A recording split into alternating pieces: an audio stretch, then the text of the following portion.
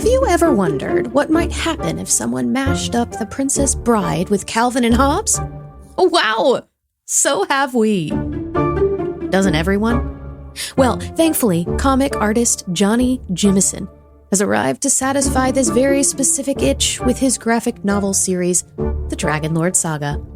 In vivid color and high adventure, you can join Martin, the stable boy, and Marco, his well-intentioned brother, as they embark on an epic story full of bandits and dragons, danger and humor, brotherhood and villainy, and just one, sarcastic talking horse. The third volume of this graphic novel saga, Dragons and Desperados, is now available from Rabbit Room Press.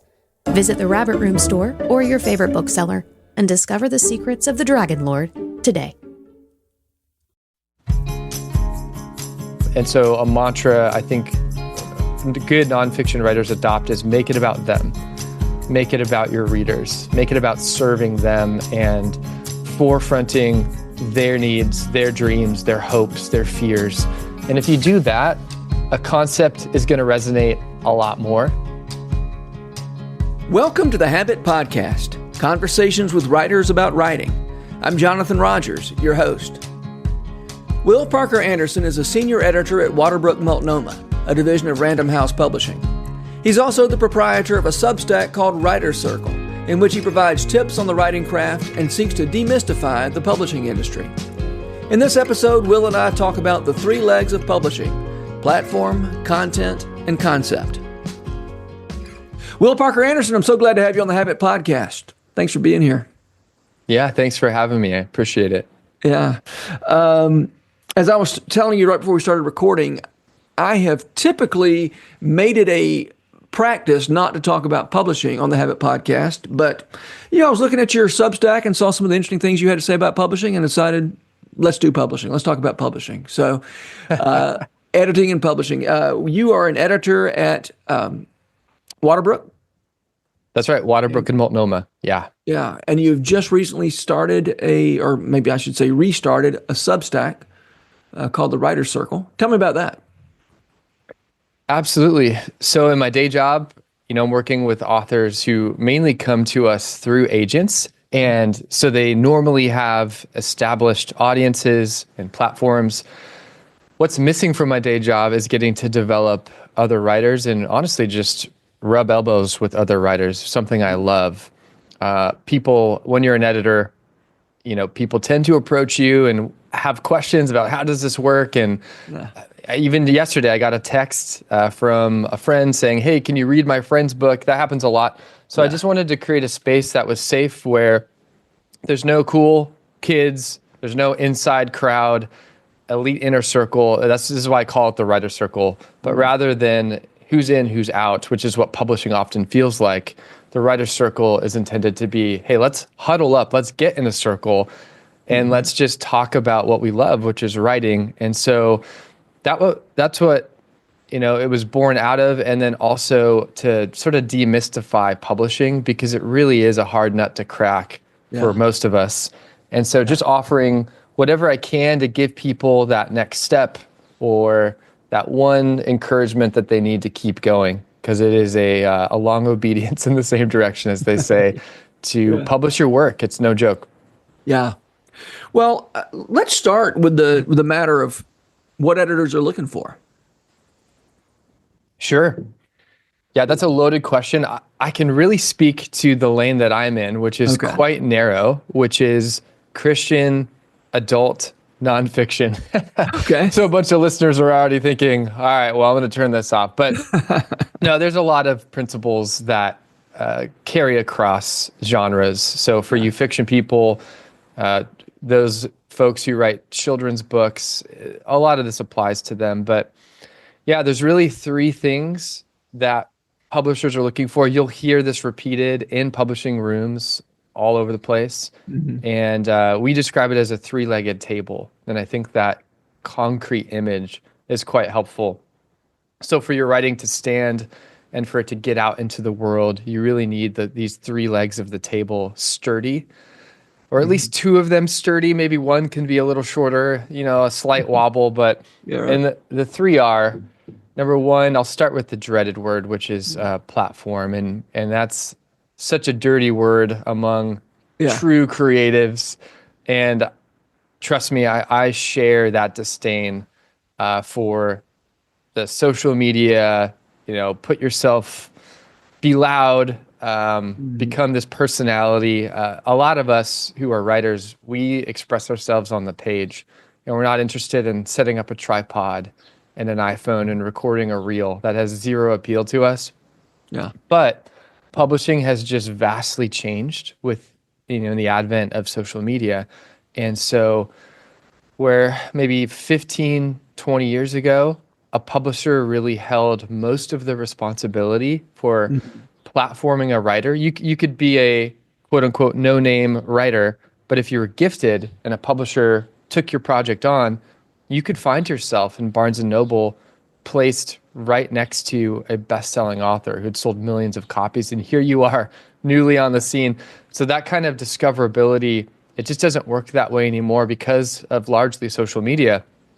So when I say platform, it doesn't have to be social media, but we're just looking to see, are people listening to what you have to say, and specifically on the topic or the idea that you're pitching to us.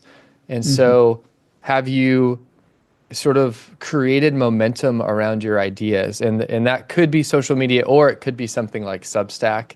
It could be a community that you're a part of, like the Rabbit Room, where there's lots of people accessing your writing. It can look a number of ways, but generally speaking, we're just looking to see if a writer has garnered some kind of a following.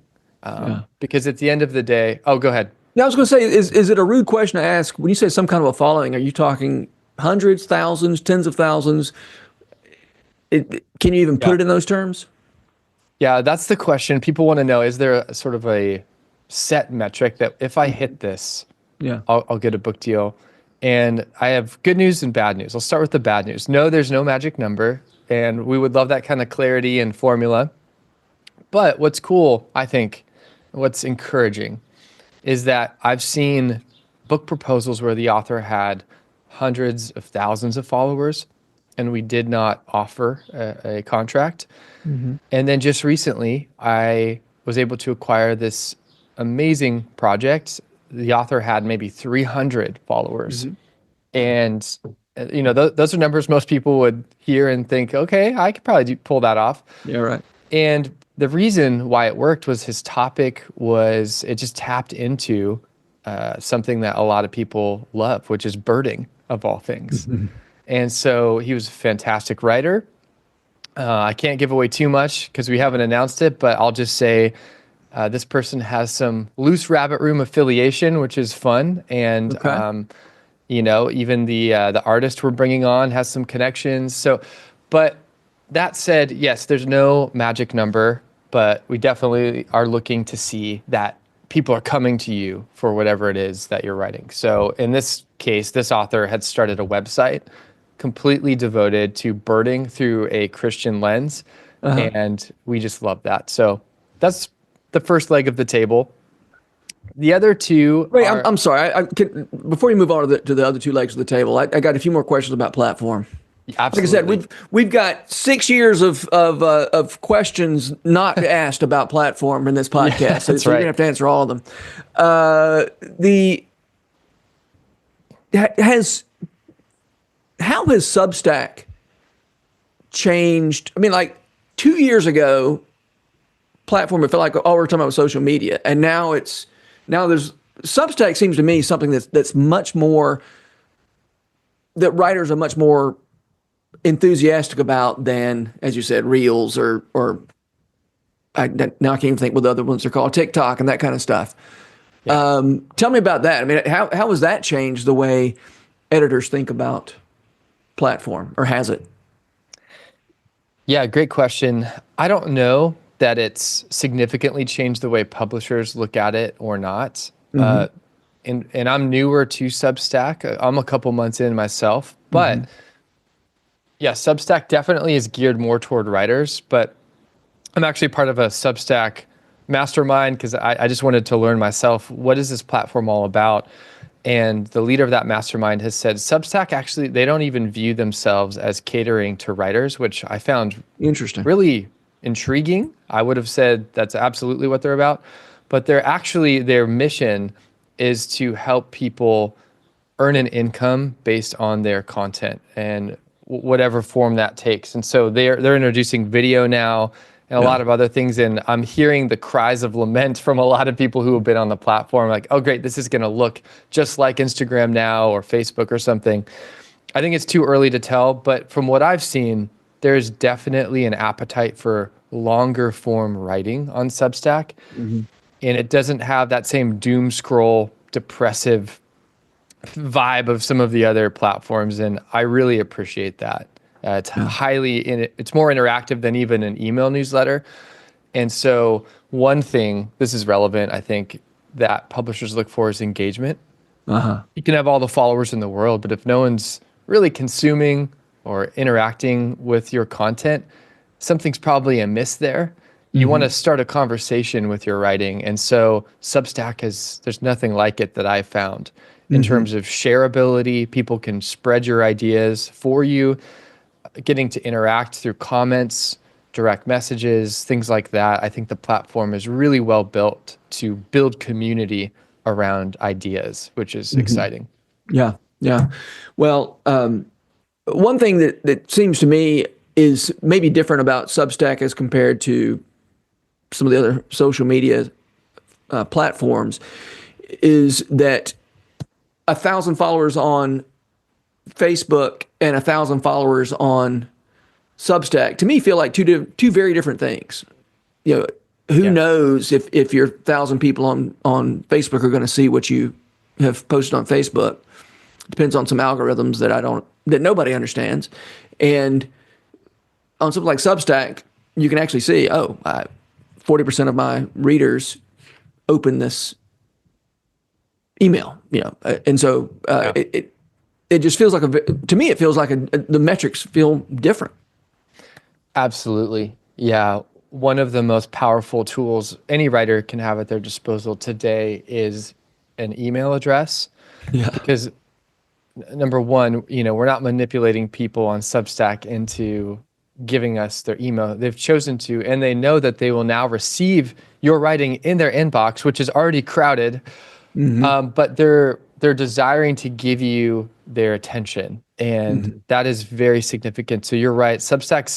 It's a different mentality. When you subscribe to someone on Substack, you're expecting their content now to be delivered to you, whereas on another platform, really all you're agreeing to when you subscribe or follow someone is, I might peruse your feed once a year for 10 seconds, and that's about it. So that's a huge distinguisher. I'm glad you brought that up, because what you can do is you can use that email list to not just share your posts, but as you have other things materializing, maybe you have a new project or a book that's coming out that you're self-publishing or whatever it is, and you can keep your audience in the loop. So Substack is not as sophisticated as some of the email subscription services like ConvertKit or Beehive or MailChimp.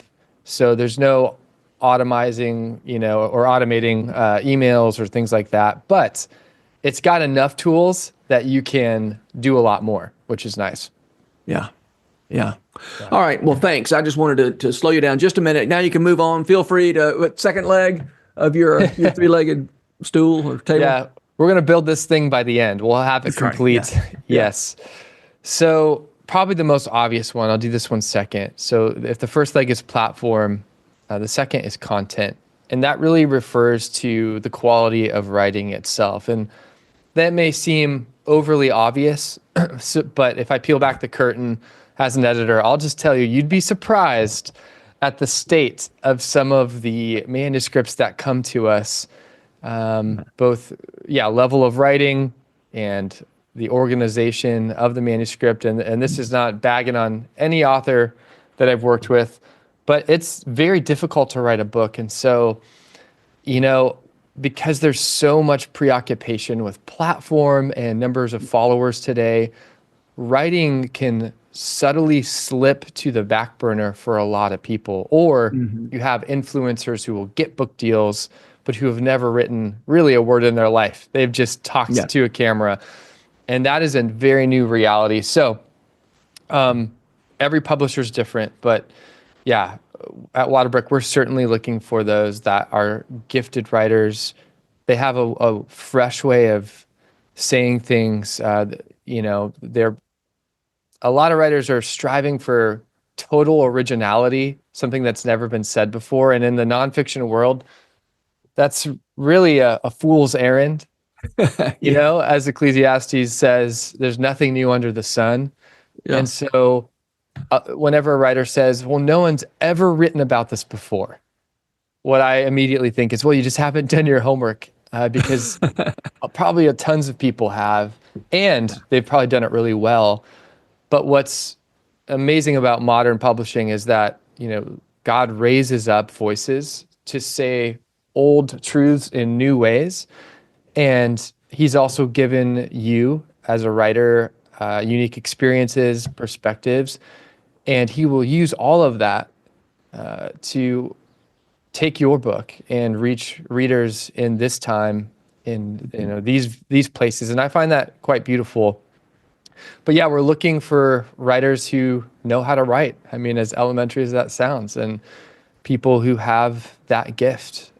As an editor, I'm of course evaluating how much work is this going to, is this going to be a delightful labor of love as I edit this? Or am I going to is it going to be 10 times the work because this writer hasn't mastered their craft yet? So we're definitely looking at that. And I think a community like the Rabbit Room, anytime I dip my toe into this community, or I read an article or I listen to a lecture or something, I just feel like I get a fire hose of thoughtful, stretching, inspiring, challenging content. And so this is the type of place in a sort of superficial, 5-second scrolling world. If you really want to absorb, if you really want to grow, go to Hutchmoot, listen to the podcast. And I'm preaching to the choir here, but it's quite refreshing what this community has going on. And I would encourage people to spend as much time in these kind of communities and less time trying to, shoot a viral reel. And again, for listeners who like being on camera and they're great oral communicators, that's awesome. Not downplaying that. But in terms of craft, which is what we're talking about in writing, definitely just spend as much time as you can with those who are better than you and who can speak into your writing. So, yeah. Well, one thing you pointed out that I'd never really put it together, but this was in one of your, Substack posts, letters. You pointed out that platform building and growing in craft don't have to be two different things, right? When you commit to a regular newsletter, for instance, that is, yes, a way to build a platform. And at the same time, it's the kind of thing that is building your craft in a way that shooting another Instagram reel doesn't. Yeah. So I appreciated that.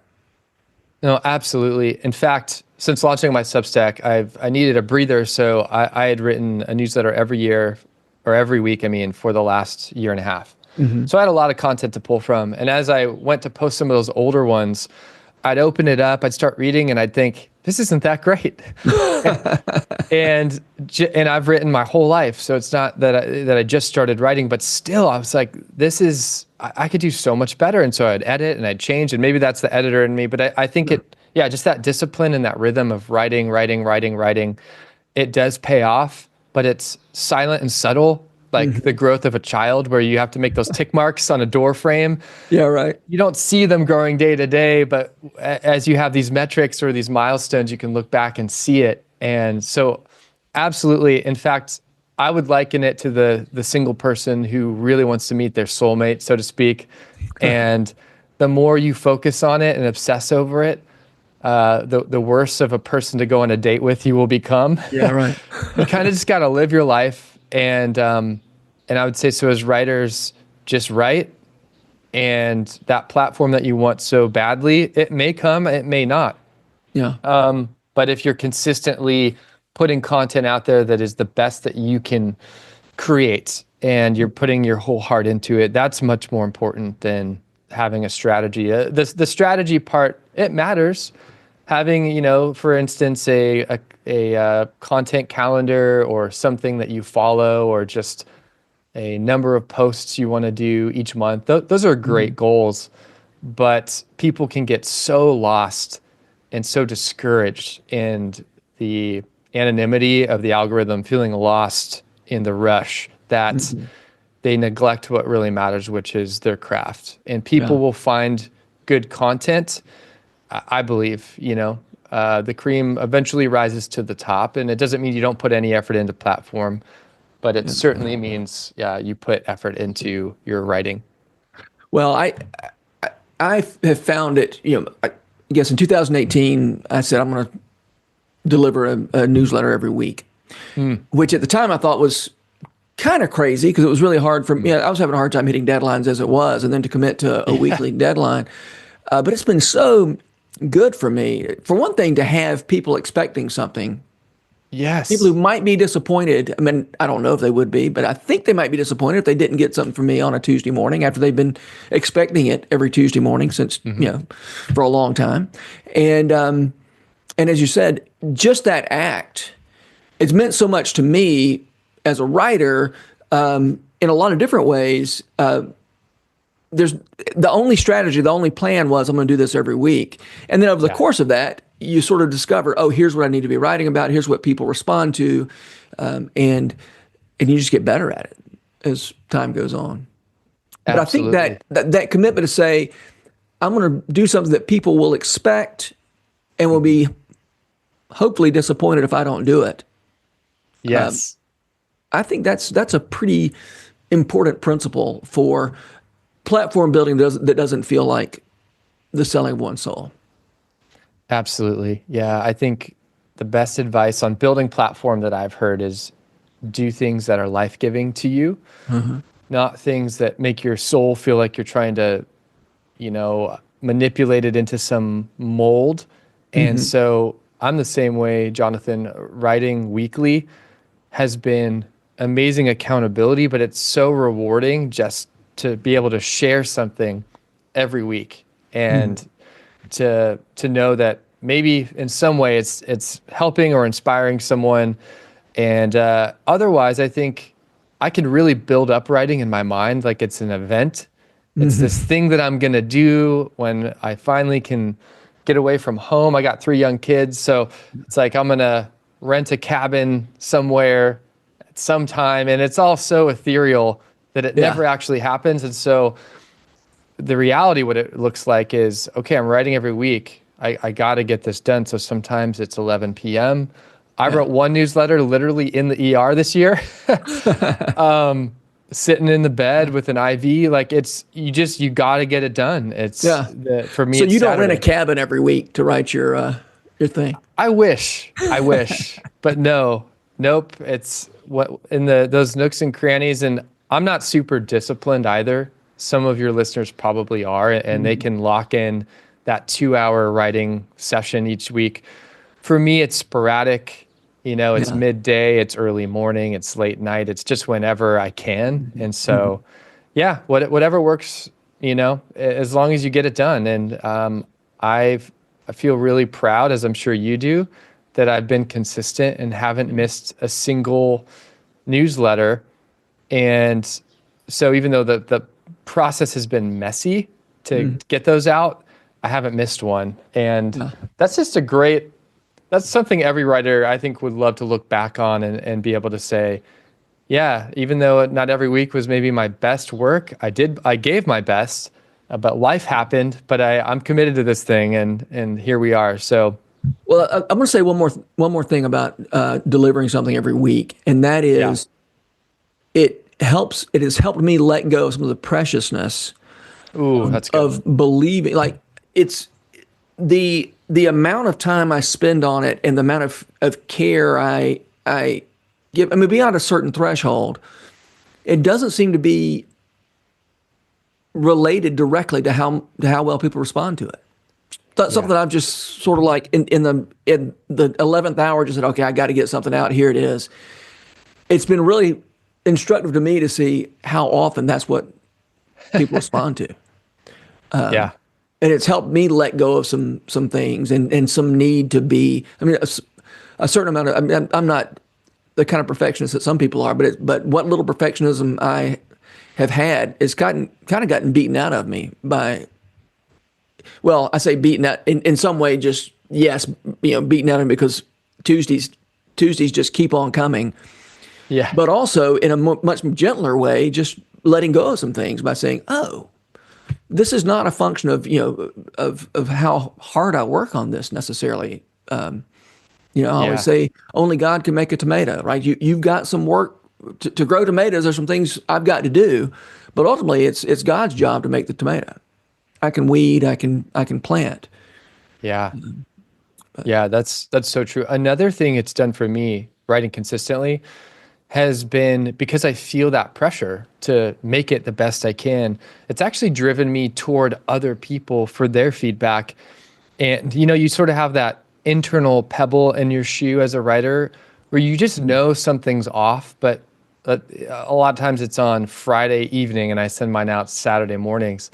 So I'll go to my wife and I'll either read it aloud to her or I'll have her read it. And we think very differently, and that's quite helpful. So, she'll say, "Oh yeah, that doesn't make sense," or "I think your tone there, I know what you mean or intend, but I think you should maybe dial that back, or maybe turn up the volume and be a little bit more bold, get off the fence or whatever." And man, that has been so helpful. Whereas to your point, when you view your writing as too precious, sometimes you hoard it to yourself and you don't let other people in, and that's not good for your writing either. So that'd be one other thing as we're talking that came to mind is I've shared my writing more than ever. I don't mean by publishing it. I mean by welcoming others in to edit. And that's been another good muscle to develop creatively is not being afraid of what others have to say. So that's good. All right, we better keep moving. Third leg of the stool or That's right. Table. Yes. And I already touched on this, I think, but so you have the first leg is platform, the second is content, and then the third is your concept. And that's where I think we were getting into this idea that you don't have to put the pressure on your shoulders of a totally original, never seen before idea. And this goes for fiction writers too, sort of latent in your own storytelling and the worlds maybe that you create. Somewhere in there, you're regurgitating those fiction writers that you love. Even if it's just the techniques they use, the beat of the dialogue, the way of jumping into the action, whatever it is, all of that's flowing out. And that's not something we should shy away from or apologize for. We all stand on the shoulders of the literature that has come before. And I think it's actually a way of showing respect to those that have nourished our craft. So when I say publishers are looking for a fresh concept, really what that means, certainly in the nonfiction world, is we're not looking as much to see, is this writer telling us about themselves, or are they talking about a topic? Those are often, I think, reductionistic ways of describing what a book is. So if an author, if their only goal is like, well, I want to tell my story, or if their only goal is, well, I want to talk about this topic, that's not actually a mission. That can be cathartic to tell your story, and your story matters immensely. It's valuable as one created in God's image, and it may even bless people. But the minute you talk about not just writing something, but wanting to get paid to write it and publishers having to pay to produce it and ship it to thousands of people, suddenly now a marketing angle, and this is going to sound slimy at first, but a marketing angle comes into play where now the question is, will people actually want to read this? And that is not an evil question or a question that steamrolls creativity. Certainly the idea of will an audience come to this can be approached in poorly. But at the heart of it, what we are looking for is, does this book address a felt need? Does it name an ache that readers feel? Does it unearth or articulate a problem that they experience, but they haven't quite been able to put language to it? But in this book is their aha moment where they realize, oh yes, that's me. I need help here. I need direction. I need encouragement. I need guidance. And a paradigm shift that's helpful when you're forming your concept is this. Writers sometimes make the mistake of placing themselves as the hero of the story instead of making themselves the guide. And some will have heard this before, but rather than saying, I have all the answers, listen to me, I'm the expert. And of course, as writers, we hope to come with knowledge and expertise, but instead it's to say, to focus on the reader, to look them in the eye and say, okay, I know that you feel this, you struggle with this, or you have this problem. Let me come alongside you and let's walk this journey together. And, I've learned a couple things, maybe through success, maybe through failure, but I'm going to share some things along the way, but let's walk side by side down this path. That tone, I think, really resonates with readers a lot. And you can still share your expertise. You can still tell your story. You can still address your topic, but it's framed in a different way that puts the reader first. And so a mantra I think good nonfiction writers adopt is make it about them. Make it about your readers. Make it about serving them and forefronting their needs, their dreams, their hopes, their fears. And if you do that, a concept is going to resonate a lot more. And it's going to help you with the pacing of telling your story. And even, in a memoir, I think this can be done really well, where the bulk of memoirs is focused on the author. It's focused on their experiences. But whether implicitly or explicitly, they're giving the reader insights about their own lives. Again, they're expressing these inner desires and hopes that maybe the reader has never recognized in themselves, never been able to put words to. And so, yeah, that's the third leg. So, no. So by concept, could you just give me a one sentence definition of what you mean when you say concept? Absolutely. I mean, very basically, it's what are you talking about and how will it help readers? Okay. And some would only give that first clause, Yeah. What is this book about? Yeah. But including in your concept, how will it help readers? Looking through that lens specifically, I think is a great shift that writers can make. Yeah. I mean, you're talking about memoir. Sometimes I have to, when I work with writers who've written memoir, we have to talk about the difference between autobiography and memoir. For if you're Bono, everything you say is interesting because people are just interested in Bono, right? And so if Bono says, I like to twist my Oreos apart, people say, whoa, Bono's just like me. He likes to twist his Oreos apart. And if Bono met the Pope, it's like, wow, Bono met the Pope. That's so interesting. Who knew? Yeah. But if you like to twist your Oreos apart, I'm not that interested, to tell you the truth. Sorry, Will, but it's just the truth. And but the question then is,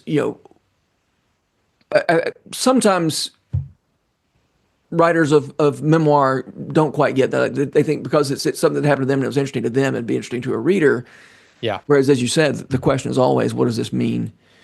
What does this mean to the reader? And so your trip to the ER recently, that I'm sorry you went to the ER, but my question is, what does this have to do with me? Yeah, exactly. Yeah. Yeah. One of the challenges, by the way, of anytime anybody writes memoir related to medical questions is the fact that I was sick is one of the most important things that's ever happened to me. But if you're not the person who was sick, it's like, well, everybody gets sick. So what else do we have to say about that? So yeah, that's great. I had a colleague, she's this wonderful person and veteran editor. She did a deep dive into memoirs because they don't sell. This is through the publishing lens now. Yeah. And that's not to say memoirs aren't worth writing, but they're really tough to sell. And so she just, did a deep dive. And one of the things that emerged, one of the critiques of the memoir genre is that exactly what you mentioned. A lot of people who are sick, they'll write about it. And so you have all these cancer stories, you have all these, tragedy stories, and it's not that they don't matter. It's just, it's very difficult to write a good book that's going to draw in readers about those things. And that's tough. That's a tough pill to swallow, because as you said, these experiences, I mean, they are earth-shattering. They shape us. Often God does a lot of work in our lives through them. I have cancer that has touched my family in some very significant ways. But yes, it's having that awareness, that reader awareness of what's truly going to help them. And so that's something we all have to wrestle with. Yeah. Well, before we run out of time, I do want to ask you about an idea that you wrote about on your Substack recently, and that is the difference between writing out of your wounds and writing out of scars. Because I mean, since we're talking about medical issues, We'll open it up. Let's tell me about that idea. As people, again, I think a lot of people listen to this podcast are interested in writing memoir. So let's talk about scars versus wounds. Absolutely. Well, I'll tell a quick story. I had a friend who was a pastor at a church, and the church just blew up. The senior pastor, who's not my friend, had fallen into quite a lot of trouble. I had made some pretty terrible decisions, and quickly was taken out of leadership because of how the situation was handled. My friend felt he needed to resign out of integrity. So it was a whirlwind. Didn't see any of it coming. Nothing. He hadn't caused any of it directly, but still the fallout affected him. And so a publisher approached him and said, because this church was large and nationally known, they said, can you write a book about your experiences, sort of an inside take on everything that's happened? And he was so disoriented. He said yes very quickly, wrote the book, turned it in. It was essentially his family's income at the time because he had lost his job. And then it came time to start, the marketing process and really rolling the book out to release it. And he felt this conviction within, I can't publish this. It's so raw. It's going to increase the hurt that people feel, the sense of betrayal they feel from what's happened. So he calls his publisher and he says, hey, I can't publish this. And they're furious. Really, at this point, after all of this, so they tell him, the only way we're going to let you out of this contract is if you pay back all of the advance. And that's it. So my friend knew it would drain his family's savings account. He has no contingency plan, but he ultimately pulls the book and he pays back every penny of the advance, and he eats that. And I love that story because of not only his integrity, but he had the wherewithal to realize that, and the way he put it was, as he read through the book, knowing this was about to be released, he said it read more like an angry diary entry than even a thoughtful critique, right? Some books, there's a place for that, of calling out the injustice, of contending for victims, things like that. But he realized this was not that. This was something else. And how do we distinguish between just an angry rant and a prophetic critique? And the words that one of my colleagues used that I just immediately latched onto and have used is, the problem arises when writers write out of the wound, not the scar. Yeah. So that distinction between wounds and scars, I find super helpful. A wound is still bleeding. It's fresh. And, the objection to all of this is, well, why are you censoring your emotion? You should pour that rage onto paper. You should not apologize. You should just get it out there. But that's why I find the image of a wound so helpful. And this is a little gross, but it makes the point. When someone has a gushing, leaking wound, you don't want to be anywhere near that. If you're a medical, professional, you have gloves on, a mask, like you're protecting yourself from that. So yes, you can bleed onto the page, but And that's honest and raw, but it's quite unsettling as a reader to encounter that. Yeah. And so going back to the memoir example, one of my colleagues was talking about this memoir that she was editing, and this person's mother had passed away through a long, hard battle with some disease.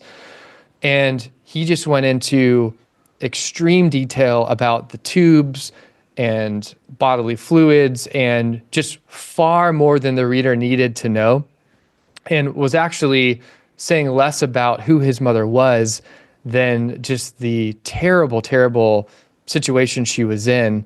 And so that's an example that for a writer, it can feel cathartic. It can feel freeing to get that all onto the page, but it was still too fresh. Yeah. So the difference between a wound and a scar, the main one is time. Yeah. It's, Well, as you said, I mean, write whatever you need to write for yourself. That Yes. doesn't mean it's for everybody else. And write out of your wounds into your journal for sure. yes. Yeah. There's a place where those wounds can live and help you process. In fact, maybe my friend would look at that first book draft he wrote, intending originally to publish it, but maybe that was a stepping stone on the journey toward writing something that would be more helpful to the general public. And that's what he ended up doing. So he published a second book a few years later after much counseling and time and healing and conversations and as much reconciliation as could be attained in that time frame. And he wrote a beautiful, I think, memoir about what he experienced, but that sharp edge is there in some ways, but it just reads differently because his wound had time to heal into a scar. And here's why I love this analogy. Scars, they're not pretty. So we're not talking about tying up your pain with a bow or airbrushing your experience or downplaying the injustice. What we're talking about is being able to describe it in a way that people can receive. And so Steve delves into, this is my friend who wrote the book, he delves into some of the most hurtful things that were said. He goes there and he tells those stories with grace and truth, but again, it's not leaking anymore, and it's helpful actually to hear some of those behind the scenes stories, and then to hear him reflect on what God has taught him through them and his own sin that sort of has become more clear in the rear view as well. So it's just, there's a big difference between wounds and scars. Yeah. Great. Well, thanks, Will. Well, we better wrap this thing up, but I want to ask you my customary last question. Sure. And that is, who are the writers who make you want to write? Will? That's one of the hardest questions for me because it feels like I should just give you a list of 50 names, but Yeah.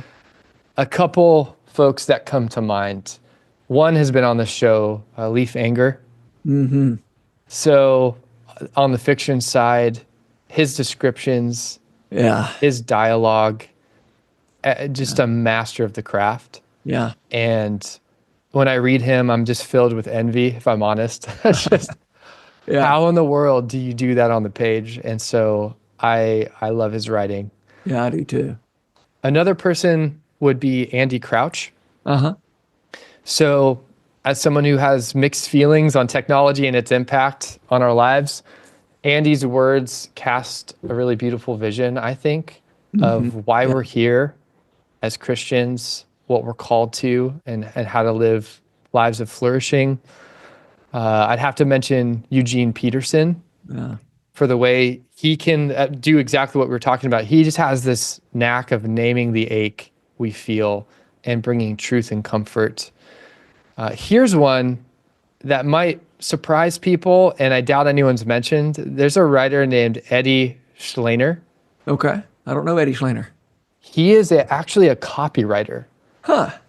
but he thinks deeply and writes stunningly about the human experience. So when people hear copywriter, they might think, oh, geez, great, I'm a marketing mind. Yeah.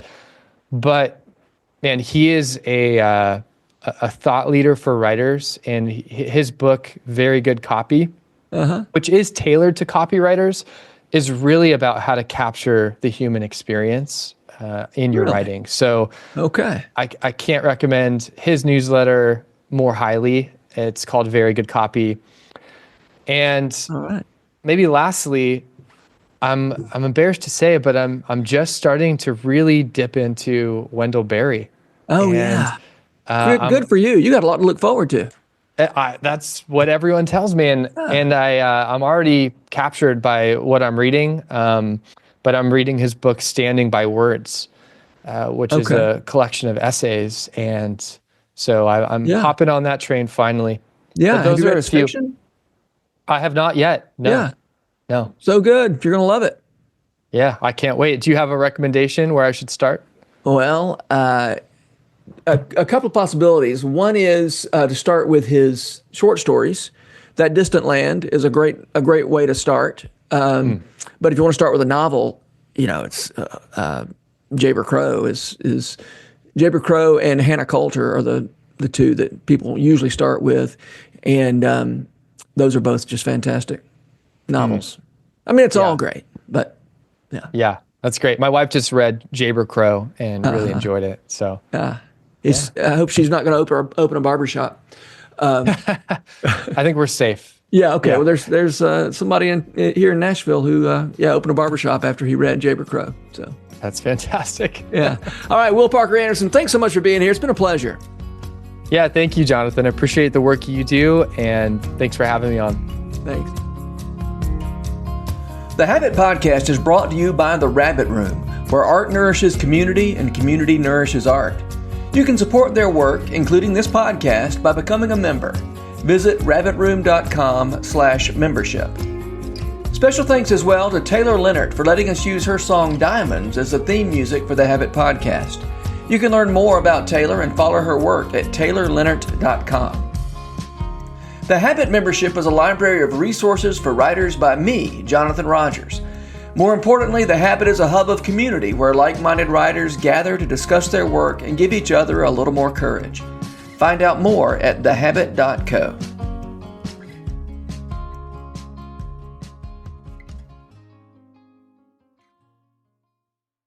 If you've enjoyed this podcast episode, consider joining the Rabbit Room membership. Your membership helps sustain this community, funding everything from publishing and podcasts and theater productions to events and programs that support artists who create with a Christ-centered vision. We'd love to have you on board. Learn more at rabbitroom.com/member.